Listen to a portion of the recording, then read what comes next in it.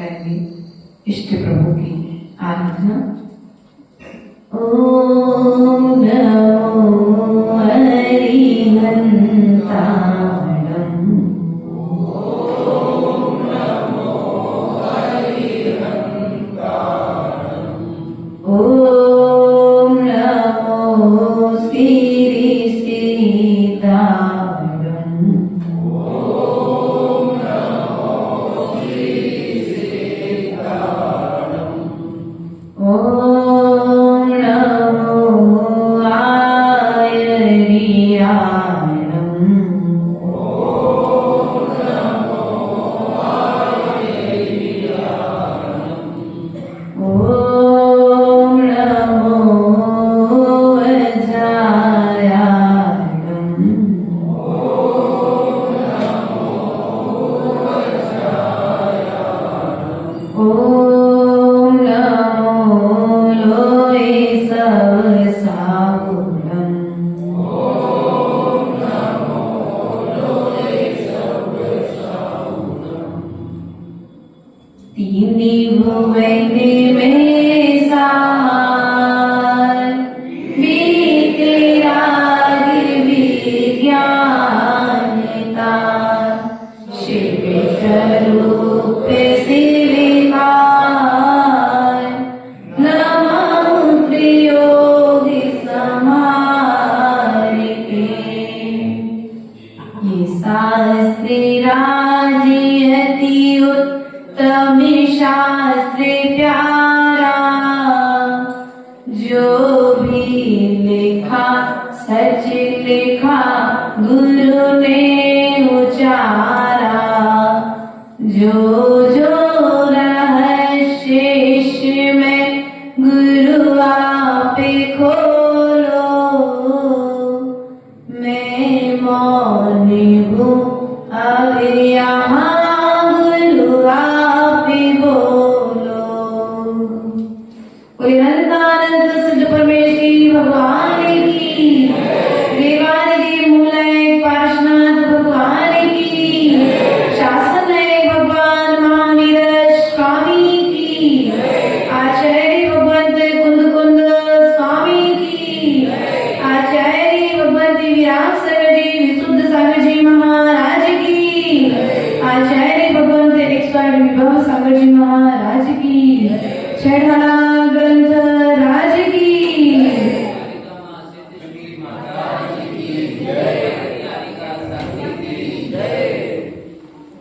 प्रिय बंधु, अपना विषय चल रहा था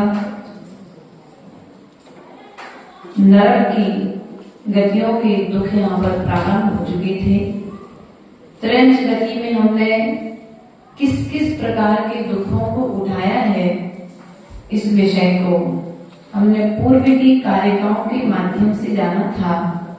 आज पुनः इसी ग्रंथ में प्रवेश करते हुए जो हमने नरक गति में रहकर के दुखों को उठाया है, उन दुखों के त्याग के लिए हम उन दुखों का वर्णन यहाँ पर सुनने का और हम आपको सुनाने का प्रयास करेंगे।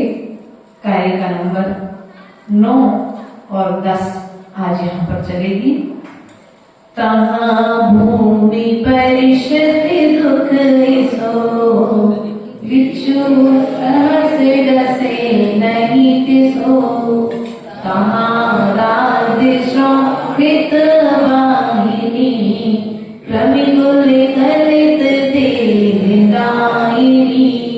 सेमलित रुदर जुते असी पत्र अशिद्यों मेरु समान लोही गल जाए। ऐसी सीते उष्णता थाय। तिल तिल करे देह के खंड असुर मिलावे दुष्ट प्रचंड। सिंधु नीले प्यासे न जाय तो पढ़ एक न बूंद लहाय। अर्थात यहाँ पर 11 कार्य का मिलेंगे मन, अर्थात तहाँ भूमि पर सत दुख सो, उस नरक भूमि को स्पर्श करने मात्र से 1000 बिच्छुओं के डसने के समान वेदना इस जीव ने ग्रहण की है। तहाँ रोध श्रवणित वाहिनी, अर्थात उन नरकों में खून और पीप की नदियां प्रवाहमान रहती हैं। क्रमिकुल कलित देहदायिनी, उन नदियों में सूक्ष्म सूक्ष्म कीड़े भरे हुए रहते हैं। जैसे आप देखना भैया, गोबर, अभी हम लोग परसों के दिन आ रहे थे मंदिर के दर्शन हेतु, रास्ते में गोबर पड़ा था। गोबर धूप के प्रभाव से अध सूखा हो गया। उस गोबर में से कम ज्यादा नहीं तो हजारों की तादाद में इल्लियां उचक करके बाहर रोड पर आ रही थी। तो ऐसे जिस प्रकार से उस गोबर में हल्के हल्के छिद्र होकर के कीड़े निकल रहे थे, उसी प्रकार से हम नरकों में कई बार रहे हैं। ऐसे क्षुद्र कीड़े के समान हम बन करके वहां पर उचकते। शरीर ही रहा, पंचेंद्रिय रहे, नपुंसक रहे, लेकिन कीड़े, क्योंकि वहां पर ये जो जीवों की व्यवस्थाएं हैं, ये जीव तलवार बन जाते हैं, वो जीव पेड़ बन जाते हैं, और वे जीव खून पीप की नदियां बन जाते हैं। इसलिए प्रिय बंधु, हम ऐसे वहां पर रहे, सेमल तरुदल जुत असी पत्र, नरकों में जो है सेमल नाम के वृक्ष हैं, तरु अर्थात वृक्ष हैं, दल जुत असी पत्र, अर्थात वहां के जो पत्र हैं, यदि पत्ते हमारे शरीर पर गिर जाएं, भैया यहाँ का पत्ता, जब मंदिर आते हो रास्ते में कुछ पत्ते जब हवा चलती है तो पत्ते आपके शरीर को आकर के स्पर्शित करते हैं, वो हल्की सी ओस की बूंद सहत रहता है, कैसा लगता है आपको? अच्छा लगता है ना? आगे कितना अच्छा लगता है, एकदम आनंद आता है कि देखो प्रकृति भी कितनी प्रसन्न है।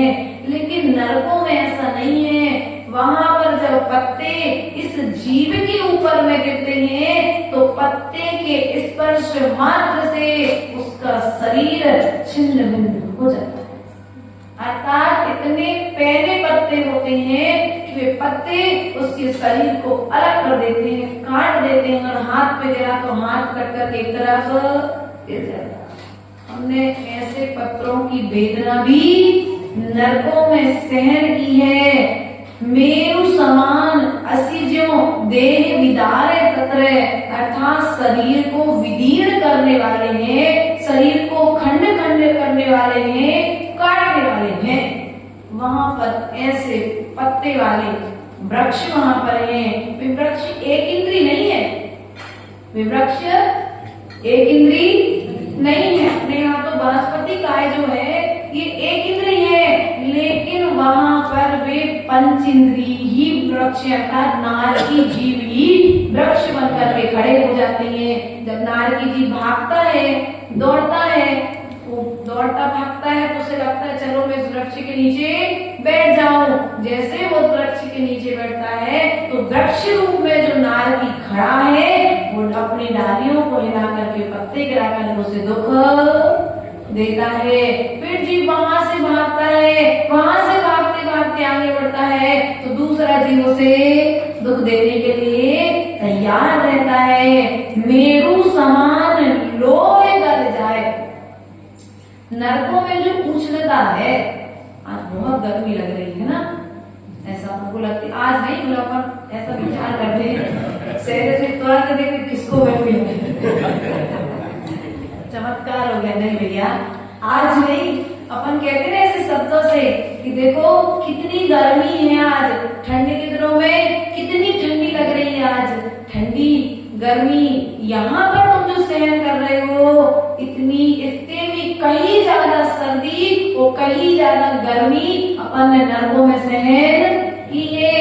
अर्थात नरकों में कैसी रहती है वेदना?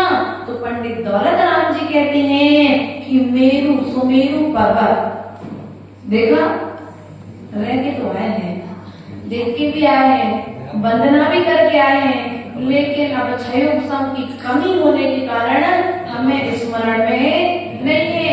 वह जो सुमेरु पर्वत है 1,40,000 योजन ऊंचा है। कितना है? 1,40,000 योजन, अर्थात जितना ये सुमेरु पर्वत की ऊंचाई है, कितनी है ये? 1,40,000 योजन। अब 1,40,000 योजन में से भी 1,000, कितना? 1,000 जो है खरवार का नींव, जैसे आप नींव भरते ना, ऐसा 1,000 योजन नीचे जमीन में नींव के रूप में खरवार में आता है। नरक में जो 3 भाग आए ना, खरवार, पंख भाग और अबुध भाग, 3 भागों की अपेक्षा से ऐसा कहते हैं कि 1,000 जो योजन है सुमेरु पर्वत का नीचे का भाग नींव के रूप में खरवार में आता है। तो ऊपर में कितना हो गया? 99,040 योजन। कितना हो गया? अब जैसे ये है, ये 99,000 हो गया। ये इतनी सी पिन जो दिख रही है ना आपको, ये चूलिका हो गई। क्या हो गई? ये 40 योजन की चूलिका। जैसे चूड़ा, अपन शब्द सुनते हैं ना, चूड़ामणि, ऊपर ऊपरी भाग, ठीक है, 40 योजन की चूलिका है। अर्थात 99,040 योजन सुमेरु पर्वत ऊंचा है। जितना सुमेरु पर्वत ऊंचा है उतनी ही ऊंचाई हमारे मध्य लोक की है। हम कितने ऊपर तक जा सकते हैं? तो अभी तो देखो आर्यखंड में हो सो सुमेरु पर्वत तक जा नहीं सकते, क्योंकि सुमेरु पर्वत विदेह क्षेत्र में है। कहाँ पर है? अब विदेह क्षेत्र कहाँ पे है? विदेह क्षेत्र जम्बूद्वीप में है। अब जम्बूद्वीप अर्थात जम्बूद्वीप 2.5 द्वीप में है। 2.5 द्वीप 13 द्वीपों के मध्य में है। इसलिए प्रिय बंधुओं, ऐसे सुमेरु पर्वत के समान भी यदि लोहे का गोला, आप कल्पना करो, इतना बड़ा लोहे का गोला बनाया जाए तो वह जब उष्ण बिलों में फेंक दिया जाए, कहां पर फेंक दिया जाए? नरकों के उष्ण बिलों में फेंक दिया जाए तो पल भर में पिघल जाता है। क्या हो जाता है भैया? पल भर में वह पिघल जाता है। इतनी तेज गर्मी होती है जिससे गर्मी के दिनों में आपके शरीर से पसीना निकलने लगता है। तो इस गर्मी के दिनों की बात क्या कहें? कहाँ है बड़े भैया? बड़े भैया को इस मौसम में भी पसीना गिरता है।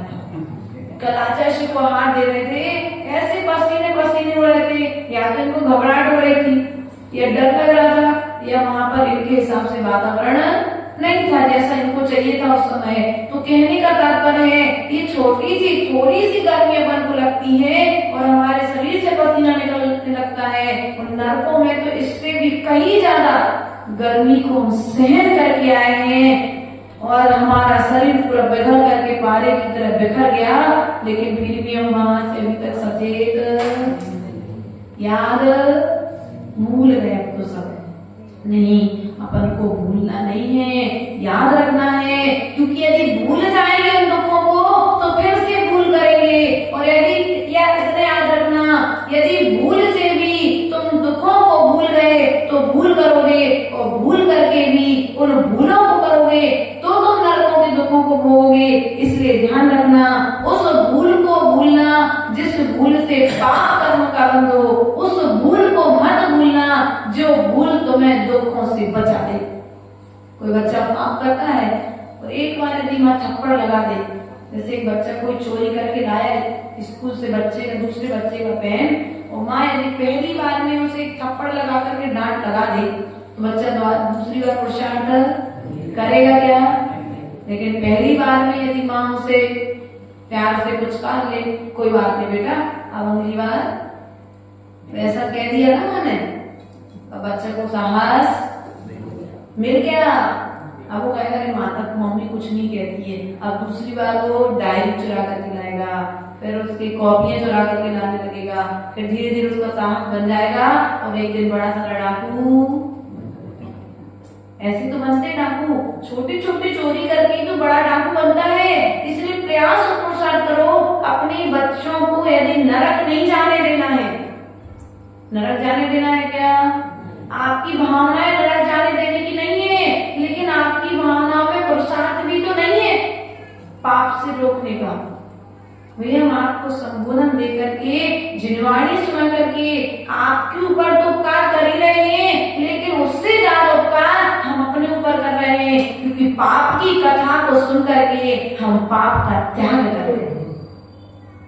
क्योंकि पाप का त्याग जब होगा, जब जाकर के कहीं हमारे ऊपर की व्यवस्था बनेगी। अर्थात हमारे लिए हमारा अंतिम लक्ष्य क्या है? अंतिम लक्ष्य मोक्ष है। कर्मों की रहत अवस्था सिद्धालय में हमको जाकर के विराजमान होना है। तो स्वर्ग जो है, ये तो मात्र स्वर्ग जो है एक बीच में रुकने के लिए स्टॉप है। स्वर्ग जाना हमारा कोई लक्ष्य? बोलो तो पवन जी, आपका प्रश्न था ना। स्वर्ग जाना हमारा लक्ष्य नहीं है, हमारा लक्ष्य तो सिद्धालय है। लेकिन पंचम काल में जब व्यवस्था ही नहीं है, अब पंचम काल में वहां का टिकट ही नहीं, हम कह रहे हैं विदेश क्षेत्र जाना है, तो पंचम काल में विदेश क्षेत्र जाने की व्यवस्था ही नहीं है, सिद्धालय जाने की व्यवस्था ही नहीं है, तो क्या करोगे? तो यहाँ पर करने के लिए उपाय ये है कि जब तक ये टिकट नहीं मिल रही है, तो जो तुम्हारे पास में है उसमें संतुष्ट होकर के कार्य कर लो। नहीं, जब मोक्ष की व्यवस्था खुलेगी, हम तो तभी मुनि बनेंगे और सीधे मुनि बन करके मोक्ष। तो गारंटी है क्या कि आज तुमने बिना त्याग के रहे, अच्छे भोगों के साथ रहे, स्वर्ग चले गए, स्वर्ग से आने के पश्चात में फिर तुम मुनि बनोगे कि नहीं बनोगे? कोई जरूरी है क्या? आचार्य गुरुदेव कहते हैं मोक्ष जाने के लिए शुभ संस्कारों का होना अनिवार्य है। आज छोटी सी उम्र में वो छोटी सी पहाड़िया जी की बेटी आई थी। अब वो आरिका बने या नहीं बने, उसके पिता का कहना है माता जी बने या नहीं बने, मुझे इस बात की कोई दुख भी नहीं और सुख भी नहीं है। अगर बन जाए तो अच्छी बात, तो नहीं बने तो हम तो गृहस्थ है, गृहस्थी बसाएंगे उसकी। लेकिन मुझे इस बात की खुशी है कि मेरी बच्ची जिस स्थान पर जाकर के बैठ रही है, उस स्थान से आने के बाद में कोई पाप का काम नहीं करेगी, कोई व्यसनों में जाकर के लीन नहीं होगी। मैं उसे खुले आकाश में भी छोड़ दूंगा तो वो गलत काम करने के लिए तत्पर। क्योंकि एक ये ऐसा स्थान है गुरुचरण, जहां से बच्चे स्थायी संस्कार पाकर के बाहर निकलते हैं। इसलिए प्रिय बंधुओं, यदि तुम्हें नरकों की वेदना से स्वयं को बचाना है और आने वाली पीढ़ी को यदि नरकों की वेदना से बचाना है, तो उनके लिए पहले नरकों के दुखों का ज्ञान कराना पड़ेगा और उन्हें बतलाना पड़ेगा कि ये जो दुख है, ये मैं अर्थात हम ये दुखों को भोग करके आ चुके हैं। अब मैं द्वारा अर्थात नरकों में जो वेदना है, गर्मी है, इतनी गर्मी है कि लोहे के समान सुमेरु पर्वत के बराबर गोला डाल दिया जाए तो वह गोला पिघल जाएगा। और उष्णता इतनी है, उष्णता अर्थात ठंडक, ठंडी इतनी है कि वह लोहे का गोला पिघला हुआ वो जैल यदि वो दूसरे नरकों में डाल दिया जाए, जो ठंडे वाले नरक हैं, तो क्या होंगे? वे जम जाएंगे। जैसे अपने फ्रिज में व्यवस्था होती ना तेज करने की और लोग मतलब हीट बढ़ाने की और हीट कम करने की, जैसे उसमें व्यवस्था होती है, ऐसी ही कुछ व्यवस्थाएं नरकों में भी हैं। कुछ शीत नरक भी हैं और कुछ उष्ण नरक भी हैं। तो यदि उष्ण वाले नरकों में अपन डालते हैं तो वे उष्ण नरक वाले में ये लोहे का गोला जम जाएगा और जब अपने उष्ण वाले में पिघल जाएगा और शीत वाले में जम जाएगा। ऐसी सर्दी और गर्मी में हम रह करके, क्योंकि औदारिक शरीर है, सो वर्तमान में तुम्हें गर्मी सर्दी लग रही है, वहां पर जो नारकी जीव है उनका बैक्टीरियल शरीर है। कौन सा शरीर है? उनका बैक्टीरियल शरीर है। तो बैक्टीरियल शरीर वाले जीव के लिए कि गर्मी सर्दी लगेगी क्या? बोलो तो।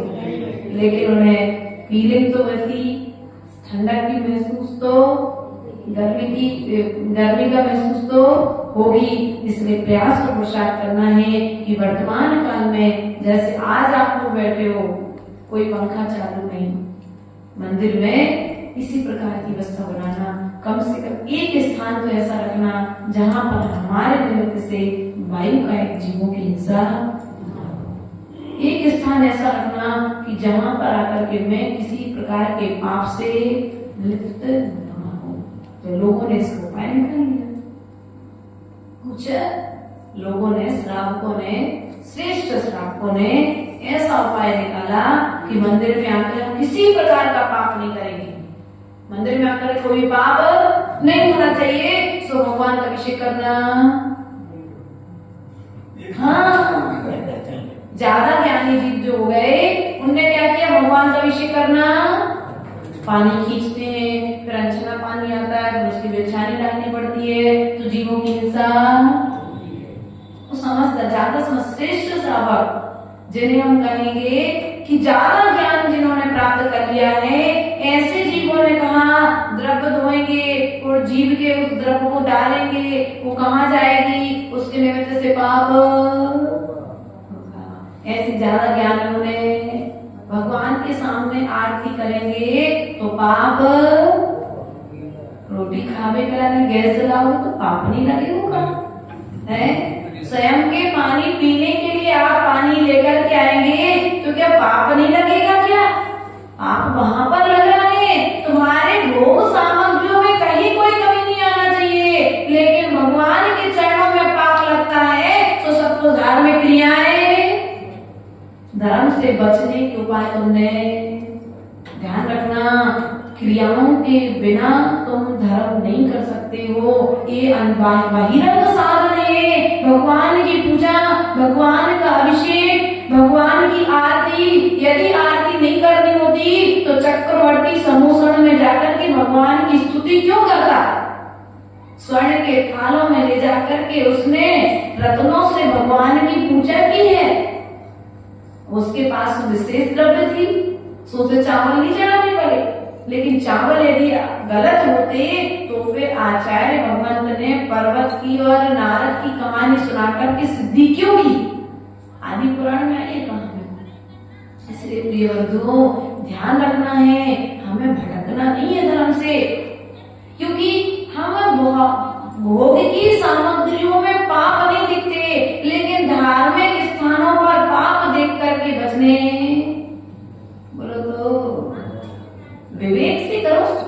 प्रत्येक कार्य यदि विवेक से किया जाए तो वह विवेक पूर्वक किया गया कार्य, विवेक पूर्वक की गई भक्ति तुम्हें कर्म निर्जरा का साधन बनेगी, और जो चीज तुमने अविवेक से की है वो तुम्हें कर्म बंध का कारण बनेगी। आरती करो, उतना घी डालो जितनी देर आरती करना है, या फिर उसकी आजकल व्यवस्थाएं आने लगी हैं जाली आदि, जिससे कोई जीव की हिंसा ना हो। भगवान की भक्ति के लिए जल लेकर के आओ, स्वयं सोने के वस्त्र में पहन करके खींच करके लेकर आओ। अपने हाथों से द्रव्य की सामग्री धोना ये पुण्य की बात है। तुमने भगवान की द्रव्य की सामग्री लगाई। आचार्य गुरुदेव कहते थे कि आपका जीवन कैसा आप जीवन जी रहे हैं, यह आपके हाथ में द्रव्य की थाली जो है वह द्रव्य की थाली बता देती है आपके जीवन को। आप साधु को पढ़ा करके अपने घर ले गए, आत्रो आत्रो तिष्ठो तिष्ठो सब कुछ किया, उच्चासन ग्रहण करा दिया, लेकिन अब साधु को तुम्हारे जीवन को देखने के लिए, आपकी भीतरी जिंदगी को देखने के लिए कुछ और देखने, कोई कुंडली पत्री नहीं उठानी पड़ी, कोई हाथ की रेखाएं नहीं देखनी पड़ी। तुम्हारे घर में जो सामने में जो वस्तुएं रखी हैं उन वस्तुओं को देख करके, और तुमने जो द्रव्य की थाली और जो भोजन के जो बर्तन रखे हैं आहार कराने के लिए, उन बर्तनों को देख करके साधु तुम्हारे जीवन का अनुमान लगा लेता है कि आप किस तरह का जीवन जीना पसंद करते हैं। अर्थात यहाँ तक बताते हैं कि आपके घर की डोरी पर टंगे हुए वस्त्र देखकर के साधु समझ जाता है कि आप अपने जीवन को किस प्रकार से जी रहे हैं। देखो व्यवस्थित माता जी कह रहे घड़ी लगा के डालो तो अच्छी लगे, मतलब हमारे जैसे चाहे डाल दे, तो जैसे भी कपड़ा डरे ना वैसे तुम्हारी जिंदगी भी। कल मैंने देखा व्यवस्थित जीवन किसे कहते हैं। कल जैसे ही कार्यक्रम समाप्त हुआ, भोजन करके आप सब तो अपने घर आ गए, लेकिन शैलेश भैया स्वयं अपने अपने हाथ से कर्मचारी कार्य कर रहे थे, लेकिन फिर भी उनके साथ खड़े होकर के स्वयं झाड़ू लगाने पड़े। तो बड़े भैया ने भी झाड़ू लगा करके वहां पर काम, क्यों?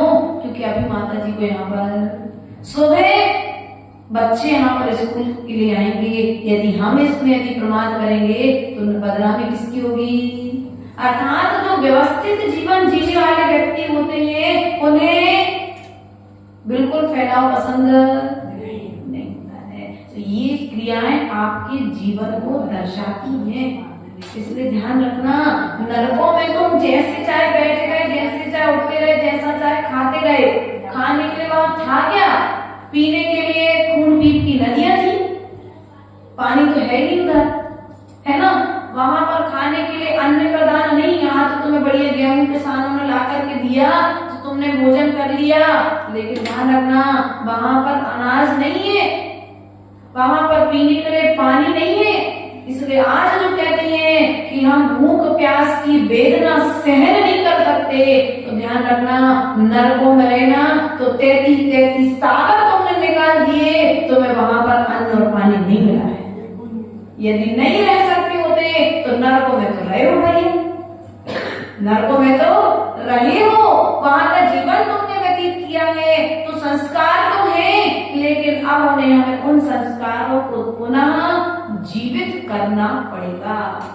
एक बार ध्यान करो, वह चेलना रानी धन्य है। स्मरण जब भी आता है ना भैया, धन्य है रानी चेलना का उदाहरण कि वह अपने महल में विश्रामरत है और विश्राम करते करते उसके मन में ये विचार आ गया, उनका क्या होगा? अर्ध निद्रा में मुख से शब्द निकल गया, उनका क्या होगा? ठंड बहुत तेज थी, झरोखे से हवा आ रही थी, सैनिक की भी नींद खुल गई उस समय। और जैसे ही सैनिक की नींद खुली और चेलना रानी का अर्ध निद्रा में ऐसा बोलना, चेलना, अच्छा राजा सैनिक को चेलना कि ऐसा कुछ सुनकर के बड़ा क्रोध आया, मेरी पत्नी मेरे रहते हुए किसी अन्य पति को अन्य को चाहती है, अन्य की भावना करती है। क्योंकि जब एक नकारात्मक विचार आता है तो एक नकारात्मक विचार के साथ में 100 विचार और अपने आप प्रवेश, जैसे एक गलत आदत आते ही सब गलत आदतें हमारे अंदर में आ जाती है, ऐसे एक गलत विचार आया उसी प्रकार और अगले और बहुत सारे विचार हमारे भीतर में आते जाते हैं। ऐसी सैनिक के साथ में स्थिति हुई। अब अर्धरात्रि में नींद तो खुल गई, चेला तो अर्ध निद्रा में थी, सो सोती रही, लेकिन सैनिक की नींद चली गई। प्रातःकाल बेला में चेला तो जब स्नान करके आए तो आई सैनिक सबसे पहले तैयार होकर खड़े हैं कि मुझे प्रातःकालीन बेला में रानी चेला से पूछना है कि रात को स्वप्न में तुम किसका स्मरण कर रही थी, और स्मरण करते हुए तो इस प्रकार के शब्द कह रही थी।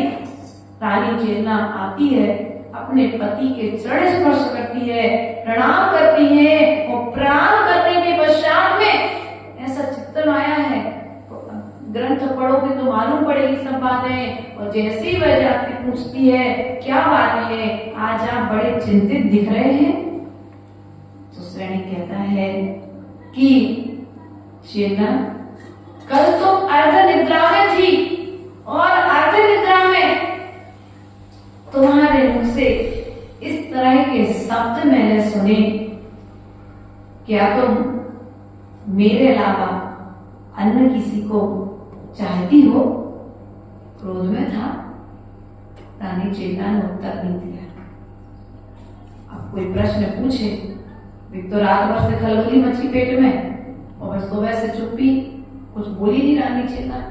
रानी चेला बोली चलो अपन आज वन में विचरण करने के लिए चलेंगे। रानी चेला राजा सैनिक दोनों वन में विचरण करने के लिए गए, घूमने के लिए गए, और जैसे ही घूमने के लिए गए तो रानी चेला को ज्ञात हो चुका था कि पास के ही वन में कोई मुनिराज का संघ आया हुआ है। तो रानी चिल्ला सैनिक को अपने साथ लेकर के वहां पर पहुंची और वहां पर पहुंच करके उसने सैनिक से कहा, हे स्वामी, मैं आपके अलावा अन्य किसी को स्मरण भी नहीं करती हूँ, लेकिन जब रात को तेज हवा चल रही थी तो मेरे मन में इन दिगंबर मुनिराजों का स्मरण आया था कि हम तो यहाँ पर रजाई में बैठे हुए हैं और यहाँ खुली हवा में बैठे हुए हैं, उनका क्या होगा, इसलिए मुख से शब्द निकल गए। ऐसी भक्ति यदि पंचम काल में किसी श्रावक के अंदर देखने मिल जाए तो वह श्रावक कोई राजा सैनिक और रानी चिल्ला से कम नहीं होगा। बंधु, नरकों में यदि जाना है तो पंचम काल के अरहंत निर्ग्रंथ गुरुओं की वंदना करना प्रारंभ करना पड़ेगा। तिल तिल करें देह के खंड अर्थात छोटे छोटे टुकड़े कर दिए जाते हैं। असुर बढ़ावे दुष्ट प्रचंड, वे असुर कुमार नाम के देव आपस में भिड़ाते हैं। सिंधु नीर ते प्यास न जाए तो पण एक ना बूंद लहाए। क्या कह रहे, समुद्र का समुद्र यदि इतनी तेज प्यास लगती है कि समुद्र का पूरा पानी भी एक साथ पी लेना तो भी प्यास बुझती नहीं है। सुमेरु के पर्वत अनाज का ढेर लगा कर यदि उन नारियों को भोजन दे दिया जाए तो उतना भोजन करने के बाद में भी उनकी भूख मिटती नहीं है, इतनी तीव्र वेदना होती है, लेकिन फिर भी एक कण उन्हें भोजन को नहीं मिलता, एक बूंद पानी पीने को नहीं मिलती है।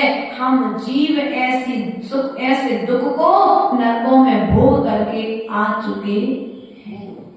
होना चलना है क्या? बोलो तो फिर से चल रहे हैं। अगर चलना हो तो रात में भोजन करो। क्या पहला द्वार नरक का पहला द्वार क्या है? बोलो तो करता कौन है? देखो करते तुम हो तो बोलना भी तुमको पड़ेगा कि नहीं पड़ेगा? नरकों का पहला द्वार क्या है? बोलो तो थोड़ा जोर से बोलो तो। रात्रि भोजन, अर्थात जो रात में भोजन करता है वो नरक में जाकर के दुखों को भोगता है। आचार्य भगवंत ने रत्नकर्ण साधुकाचार्य ने रात्रि भोजन त्याग की महिमा बताते समय एक सियार का उदाहरण दिया। उन्हें कोई मनुष्य नहीं मिला क्या? मतलब कोई मनुष्य का उदाहरण नहीं दिया। रत्नकर्ण साधुकाचार्य में देखना उन्होंने बहुत सारे उदाहरण दिए। जब रमोकार मंत्र की महिमा बताने की बारी आई तो जटायु पक्षी का नाम बता दिया, एक कुत्ते का नाम बता दिया, एक बैल का और बंदर का सांप के जोड़े का नाम बताया। मनुष्य का नाम है, मनुष्य का नाम क्यों नहीं बताया? कभी ऐसा विचार किया है? देखो बाई में ज्यादा ज्ञान है।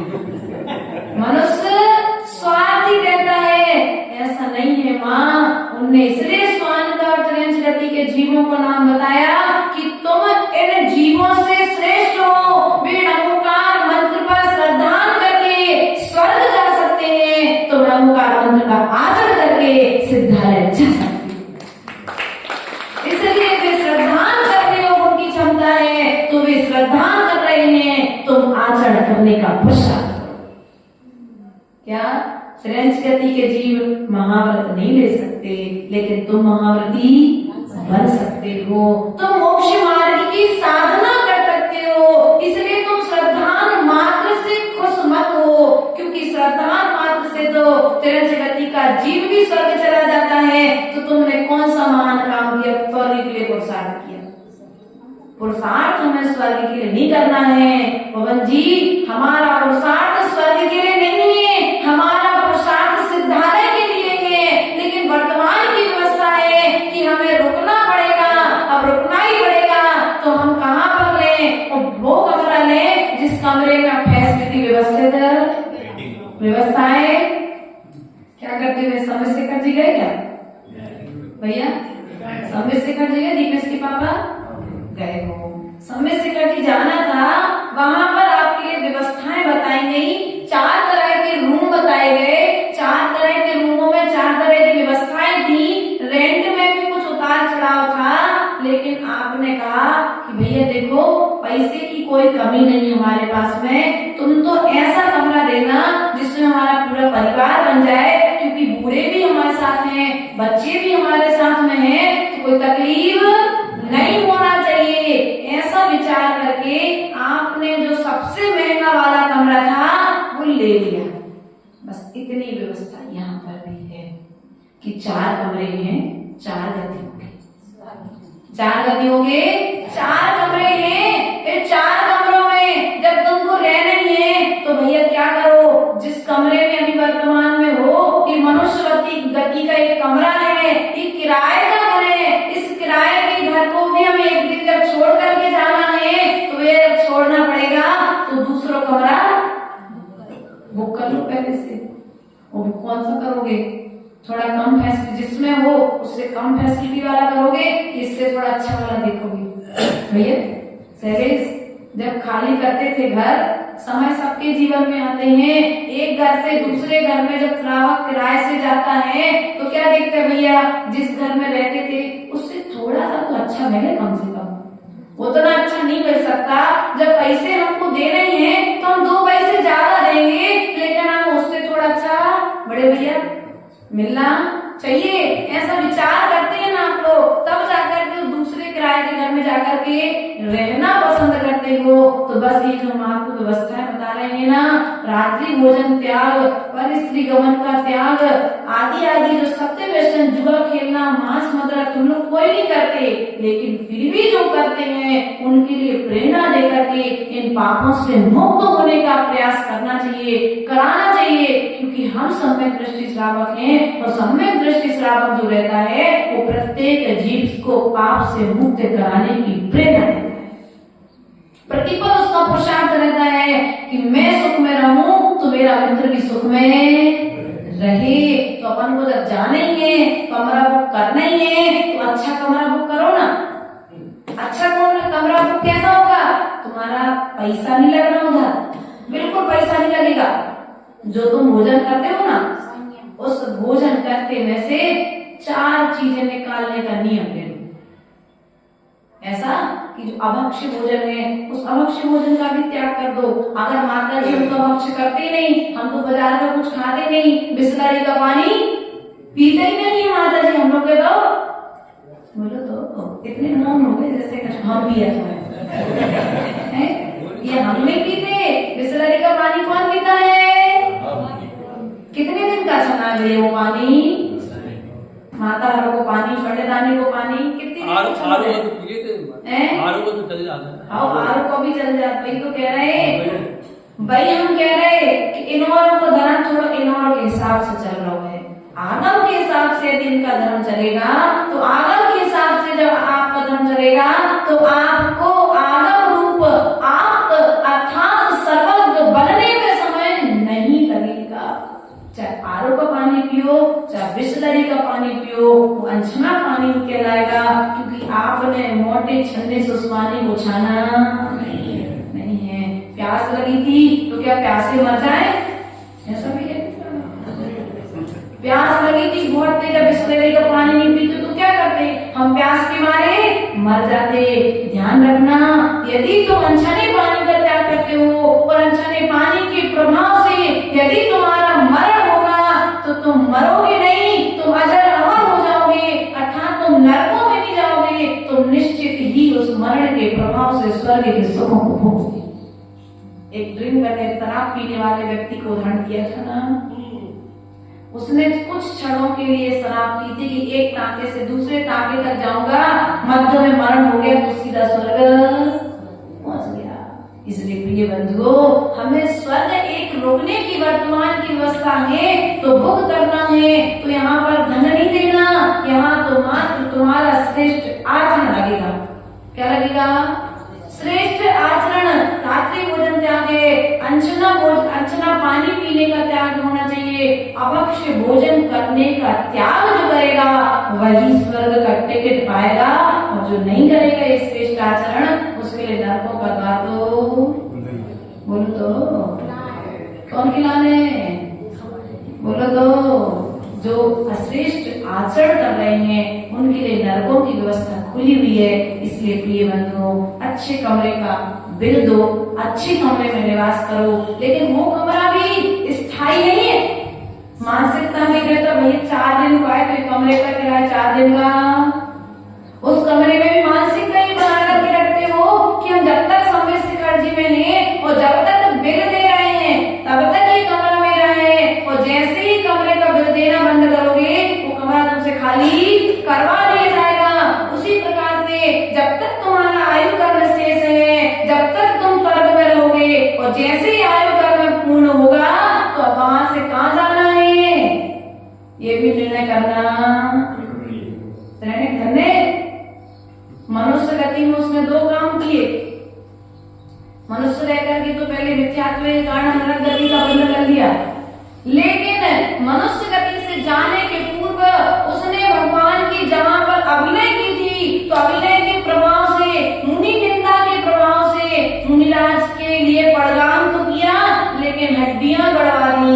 अभिनय के प्रभाव से उसी राजा सैनिक ने क्या किया, बोलो तो नरक गति का बंद कर लिया, और जब निंदा की सो नरकों में गया, और जब वंदना की तो तीर्थंकर बनेगा। तीर्थ का प्रगति का बंद राजा सैनिक ने कर लिया। ये जीव एक ही है, उसने जाने के पहले अपने आगे की भी तैयारी, वहां से निकलेगा, मनुष्य होगा, और मनुष्य होकर के मुनि बनेगा, और मुनि बनकर के सीधा मोक्ष।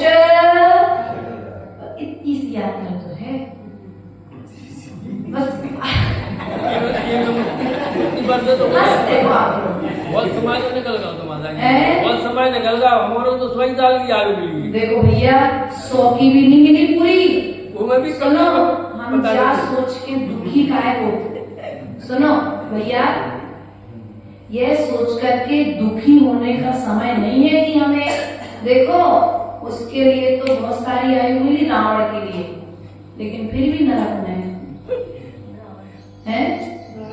रावण के लिए कितनी आयु मिली, तुम्हें तो 1 मिली, उन्हें तो 18,000 मिली थी। कितनी मिली थी? 18,000। वे 18,000 को संभाल लेते थे, और तुम्हें को देखो बुराई मानी है, बुराई नहीं कर रहे। अच्छा कोई उदाहरण तो ले रहे, पढ़ने तो पढ़ने जाने के हमारी बुराई कर आज के समय में समय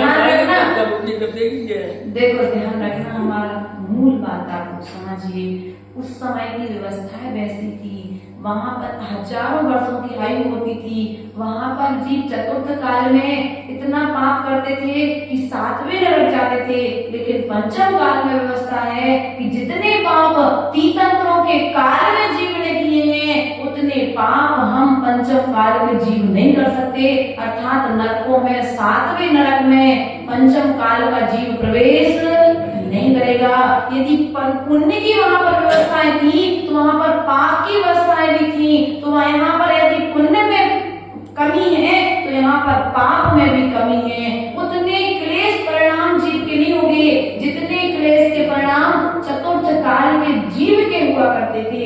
उतनी कसाय नहीं होगी। जब कसाय होती थी तो सीधे युद्ध हो जाते थे, और आज लड़ाई होती है तो एक परिवार 2 परिवार की लड़ाई होकर के समिट जाती है। प्रिय बंधुओं, ध्यान रखना है, हमें कहीं ना कहीं तो जाना ही है। जितनी आयु मिली है उतने में खुश हो लो। हमने कहा था आपको शाम को कि भैया जो मिलो जितना मिलो उतने में खुश, तो जीवन खुश से व्यतीत होगा। और यदि तुमने सोचा कि अरे हमें तो 100 वर्ष की मिली, उन्हें तो 84,000 वर्ष की मिली थी, जब हमें 84,000 वर्ष की आयु मिलेगी हम तब धर्म करेंगे, तो कोई गारंटी है क्या 84,000 वर्ष की में करोगे? आदिनाथ के काल में भी बहुत सारे जीव हुए, लेकिन क्या सब जीवों ने दीक्षा ले ली? नहीं ले ली, क्योंकि त्याग के संस्कार नहीं थे ना, इसलिए उनके त्याग करने के भाव भी नहीं हुए हैं। इसलिए प्रिय बंधुओं, वहां की 1000 वर्ष की की आयु और तुम्हारी 1 दिन की आयु। क्या उनका 1000 वर्ष का तप और तुम्हारा 1 दिन का तप का फल बराबर है। अब 1000 में लगाते जाओ। ये बंधुओं, वहां पर 1 दिन की साधना करके जितनी कर्म की निर्जरा आदिनाथ ने की, 1000 वर्ष की साधना करके जितनी कर्म की निर्जरा आदिनाथ ने की थी, उतनी साधना करके 1 दिन साधना करके वर्तमान पंचम काल का साधु उतने कर्मों की निर्जरा कर। तो बताओ, पंचम काल की आयु में ज्यादा फायदा है कि 84,000 वर्ष की आयु में? फिर भी हम तब त्याग। तुम्हारे पास कर्म निर्जरा तुम्हें कम समय में ज्यादा कार्य करने के लिए मिल रहा है, और वहां पर समय ज्यादा था और कर्म भी वैसे, उनके कर्म भी बहुत सारे थे। इसलिए प्रिय बंधुओं, जब हम पाप नहीं कर सकते हैं तो पुण्य भी उतनी वृद्धि से नहीं कर सकते हैं। ये सोच करके मत बैठो कि हमारे पास आयु कम है, जितनी है उतनी आयु में संतुष्ट होकर के व्रत नियम संयम आदि धारण करके मोक्ष मार्ग की साधना प्रारंभ करो। क्योंकि वर्तमान पंचम काल में मोक्ष नहीं है, लेकिन मोक्ष का मार्ग तो है ही। ऐसा पंडित दौलत राम जी ने हम सभी के लिए संबोधन दिया, उपदेश दिया, अर्थात इस जीव ने नरक गति के दुखों को प्राप्त किया है।